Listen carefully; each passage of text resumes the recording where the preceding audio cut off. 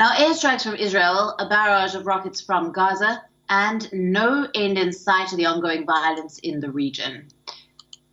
The Israeli army says, as a part of its offensive, some 160 aircraft have conducted a massive attack on a network of tunnels dug by Hamas in the Gaza Strip.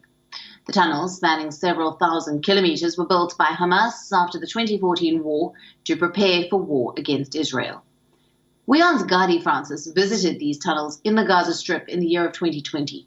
She sent us this report last year. Take a look.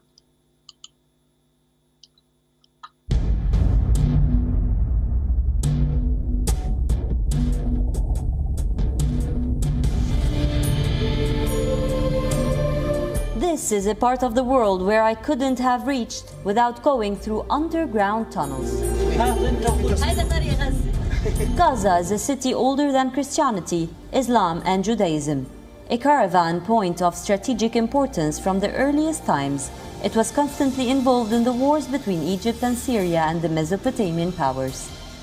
Hamas and Israel reached a Qatari brokered deal on August 31st. This came after tension grew in the Gaza Strip, with incendiary balloons lighting fires in Israel in an effort to force it to ease the siege in place on Gaza since 2006. So with the latest understanding, will the 14-year-old siege end? What has been Gaza under siege? We bring you to a throwback from the year 2013, as the situation till date remains the same. Today, amidst the Israeli-Palestinian conflict still on, Gaza is a besieged strip measuring 360 square kilometers. The only way there is through Egypt, so I flew to Cairo first. From Cairo, with an Egyptian taxi driver, crossing over the Suez on a bridge named Peace Bridge, we reached the Sinai Peninsula.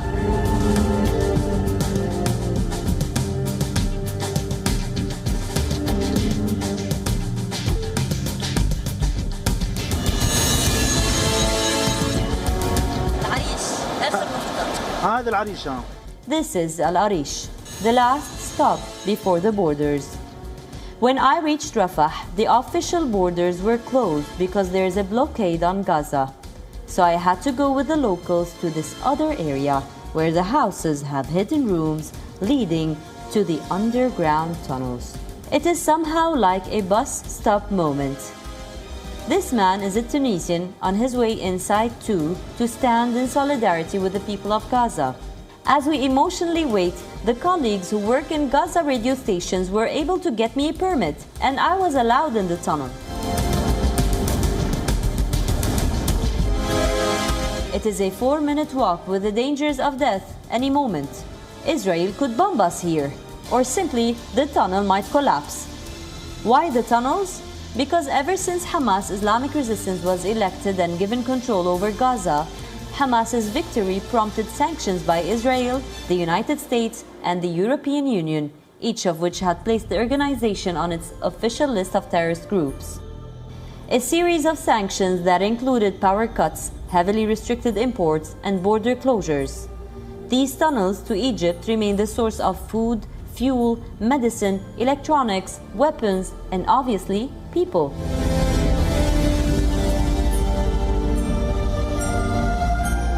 Inside Gaza, the only self-governed Palestinian piece of land, we get to have a closer look on what Hamas is and how it governs. I interviewed fighters, secular and Islamic, activists, feminists, musicians, opinionated college students, and politicians. I found out that Gaza people are not all so happy about the Islamic Hamas's government, but when under war, there's no luxury to oppose the armed group defending you, some said. I found out that there is an Orthodox church and around 1,500 Christians living here. I found that they use the Israeli currency and export agricultural products.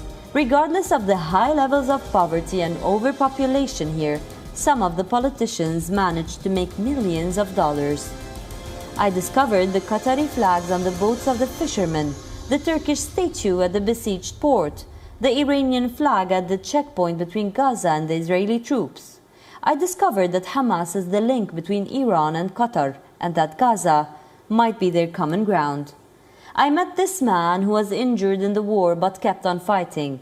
till he later was killed while protesting with a flag, and now is known as one of the bravest martyrs of Gaza.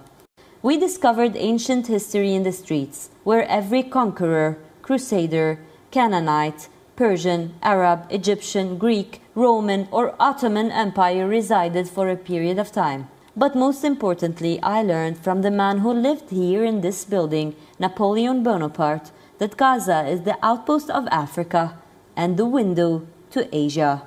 It was back then when he occupied it, and it will always be. Ghadi Francis reporting from Gaza for WION.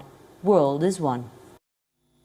WION, now available in your country.